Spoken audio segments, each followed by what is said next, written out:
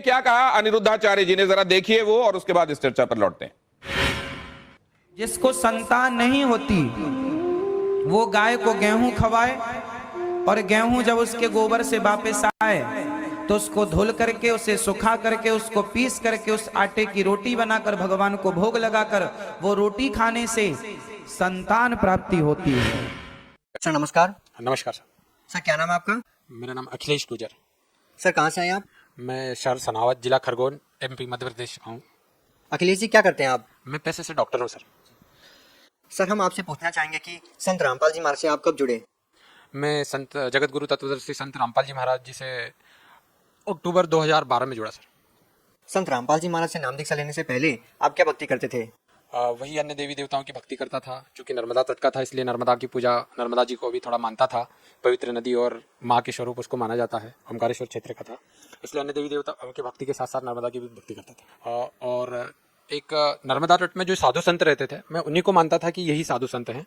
वो एक साधु थे, उनको मैंने अपना गुरु बना रखा था, जो कि फक्कड़ थे, जटाएं रखते थे और कुछ योगा वगैरह भी सिखाते थे।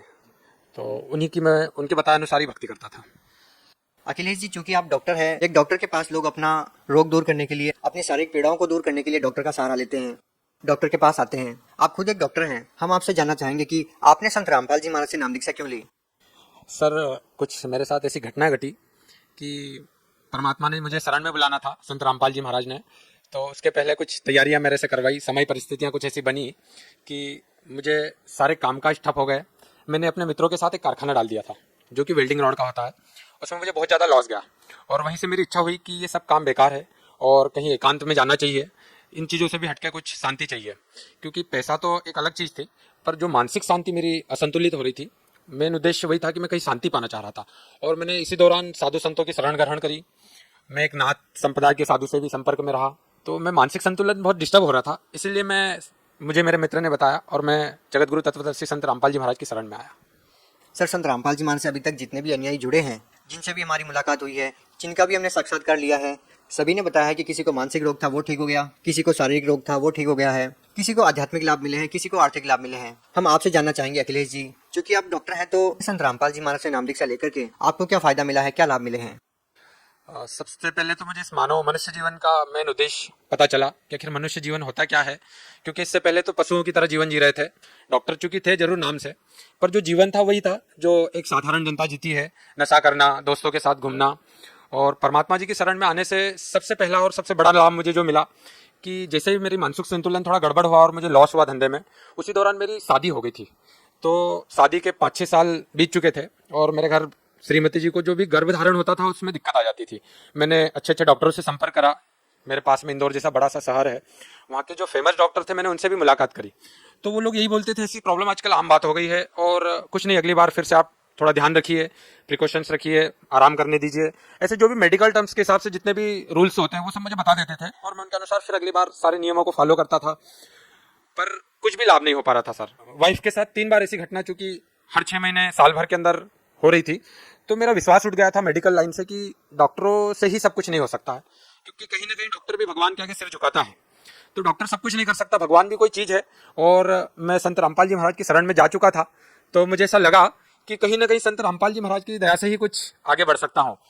उसी बीच मेरा एक विचार भी हो गया था, जब उनकी मैं पीड़ा देखता था ऐसे समय में, तो मेरा विचार हो गया था कि अब मैं ये इस टाइप की कोई भी चीज़ नहीं चाह रहा हूँ बच्चे जैसी। अब मैं किसी भी गरीब व्यक्ति के बच्चे को, या जिसके पास ज़्यादा बच्चे या कोई अनाथालय, वहाँ से एक बच्चा अडॉप्ट कर लूँगा। क्योंकि बच्चा चाहिए क्यों? सिर्फ मनोरंजन के लिए, आगे चल के आपकी सेवा कर सके, ऐसे इसी सुविधाओं के लिए बच्चा चाहिए। तो मैंने ये विचार किया कि किसी गरीब व्यक्ति का बच्चा अडॉप्ट कर लूँगा। और मैं भक्त श्रीमती जी से बार बार बोलता था कि एक कोई गरीब परिवार देखेंगे और अपन बच्चा ले लेंगे। तो मुझे बोलती थी कि नहीं, कभी खुद का भी बच्चा होना चाहिए, मैं भी माँ बनना चाहती हूँ। तो इस बीच बरवाला की घटना हो गई और चूंकि बरवाला की घटना के बाद सभी चीज़ छूट गई थी, दूर हट गए थे थोड़ा सा। और मुझे आज अच्छे से याद है कि वो दिन 31 दिसंबर 2014 का था। रात का समय चल रहा था। मैं और मेरे मित्र हम लोग बैठे थे ऐसे घर पर ही, चाय के साथ हंसी मजाक चल रही थी। और वो अपने घर चले गए, मैं अपने घर पे रेस्ट कर रहा था। इतने में सुबह सुबह करीब 4 बजे मुझे एक सपना सा आया। और वही सपना सेम भक्तमती मेरी वाइफ को भी आया। हम दोनों को ऐसा एहसास हुआ कि कहीं ना कहीं हमारे कमरे में बंदी छोड़ संत रामपाल जी महाराज जी आए। और एक अचानक सी हल्की सी लाइट का एहसास हुआ और एक शांति फील हुई। तो वैसे मेरी आंखें खुल गई करीब 10 मिनट बाद, और मेरी वाइफ की भी आंखें खुली। हमने एक दूसरे से देखा और पूछा कि आपको कुछ दिखा? मैंने बोला हाँ मुझे भी कुछ दिखा। और बोले कि क्या दिखा? तो मैंने बोले पहले आप बताओ। उन्होंने बताया कि भाई मुझे रामपाल जी महाराज जी के दर्शन हुए। मैंने कहा मुझे भी सदगुरु रामपाल जी महाराज जी के दर्शन हुए। वो दिन था भगत सर, और आज का दिन है कि बंदी छोड़ परमात्मा संत रामपाल जी महाराज की दया से दास के पास एक 2 साल की गुड़िया है, और इतनी सुंदर है कि कोई भी देखता है तो बोलता है यार ये आपकी गुड़िया नहीं हो सकती। बिल्कुल ही सुंदर सी, हेल्दी सी है। और उसको कभी अभी तक 2 साल हो गए मुझे डॉक्टर के पास अलग से नहीं ले जाना पड़ता, क्योंकि मैं भी एक डॉक्टर हूँ, पर चूंकि बच्चों के भी डॉक्टर रहते हैं तो मुझे कहीं ऐसा जरूरत नहीं पड़ता कि मैं जैसे कहीं ले जाऊँ। हल्की सी सर्दी जुकाम होती है और मैं बोलता हूँ थोड़ा सा रामपाल जी महाराज जी ने कुछ दया बख्श रखी, प्रसाद के रूप में, कुछ चरणामृत के रूप में वो देते हैं और वो खेलने लग जाती है। जब मुझे इससे लाभ हुआ तो मैं खुद आश्चर्य रहा, और मैं जनता से भी यही प्रार्थना करूंगा कि आप खुद अंदाजा लगा सकते हैं कि मैं डॉक्टर होने के बाद निराश हो गया था और मेरी कोशिशें फेल हो रही थी। तो मुझे बंदी छोड़ संत रामपाल जी महाराज की दया से ये लाभ प्राप्त हुआ। इसके बाद मुझे एक बवासीर की समस्या खुद को थी, क्योंकि हल्की सी थी तो मैं ध्यान नहीं दे रहा था। मैंने छोटी मोटी दवाइयां ले रखी थी, फिर भी कुछ आराम नहीं मिल रहा था। पता ही नहीं चला वो तकलीफ कब गायब हो गई। ऐसे बहुत सारे लाभ जो छोटे छोटे आए दिन हो जाते हैं, जिनका कभी एहसास भी नहीं हो पाता, और परमात्मा का वो लाभ दे देते हैं, पता ही नहीं चलता। सर आप एक शिक्षित व्यक्ति भी हैं और साथ ही डॉक्टर भी हैं। जैसा कि आपने बताया कि आपको संतान की प्राप्ति नहीं हो रही थी और संत रामपाल जी महाराज से नाम दीक्षा लेने के बाद आपको संतान की प्राप्ति हुई है। सर जैसा कि हम देखते हैं कि साइंस का जमाना है और लोग डिजिटल इंडिया की बात कर रहे हैं, क्या ऐसे समय में लोग इस बात पे विश्वास कर पाएंगे कि किसी संत से आशीर्वाद लेने से ऐसे लाभ मिल सकते हैं जो राहत डॉक्टरों से नहीं मिल सकती, वो संत के आशीर्वाद से मिल सकती है? आप चूंकि खुद एक डॉक्टर हैं, आप इस बारे में क्या कहना चाहेंगे? सर आज जो मॉडर्न युग है, जो साइंस का जमाना चल रहा है और जो डिजिटल इंडिया की हम बात कर रहे हैं, यहाँ पर मैं ये कहना चाहूंगा कि अध्यात्म एक ऐसी चीज है जहाँ साइंस खत्म होता है, स्टॉप होता है, जहाँ सारी सीमाएं खत्म हो जाती है साइंस की, वहां से अध्यात्म की शुरुआत होती है। क्योंकि जब मैंने संत रामपाल जी महाराज जी का ज्ञान सुना, पढ़ा और जाना, जब मुझे ये एहसास हुआ कि अध्यात्म क्या चीज है, और ये समझ में आया कि ये क्यों करना चाहिए, हमें मानव जीवन के क्या उद्देश्य है और कैसे करना चाहिए, मानव जीवन क्यों जीना चाहिए, क्या इसके उद्देश्य, मूल उद्देश्य है। सर सबसे ज्यादा संत रामपाल जी महाराज को इस बात को लेकर के काफी प्रसिद्धि मिल रही है कि संत रामपाल जी महाराज से जो भी नाम दीक्षा लेते हैं वो नशा छोड़ देते हैं। सर इस बारे में आपका क्या अनुभव है? सर मैं खुद नशा करता था, क्योंकि जो फ्रेंड सर्कल था कुछ ऐसा था कि कभी ना कभी हफ्ते में एक बार कुछ ड्रिंक वगैरह या फिर सिगरेट की एक आदत सी हो गई थी, मैं खुद भी लेता था। और नशे की आदत के कारण क्या होता था सर कि मेरे खुद का चिड़चिड़ापन बढ़ जाता था, और कभी कभी हम दोनों का बहुत झगड़ा हो जाता था, और इतना गुस्सा आ जाता था मुझे कि बहुत सारी चीजें मैं तोड़फोड़ कर दिया था, करता था। ये मेरी एक बहुत बैड हैबिट थी, और इस नशे की लत को रामपाल जी महाराज जी के आशीर्वाद मात्र से ऐसा छुट गया कि मुझे पता ही नहीं चला। उससे पहले मैंने कई बार कोशिश कर चुका था मैं कि ये नशा दूर हो जाए। मैं काफी कुछ 8-8 दिन तक कोशिश करता था, ले नहीं पाता था, कसम खा लेता था कि अब नशा नहीं करूंगा। 8 दिन बाद पता चलता था कि एक ऐसी लत सी खींचती थी, और चूंकि डॉक्टर होने के नाते जानता भी था कि ये एक बैड हैबिट है, इससे बहुत सारी बीमारियां पैदा होती है।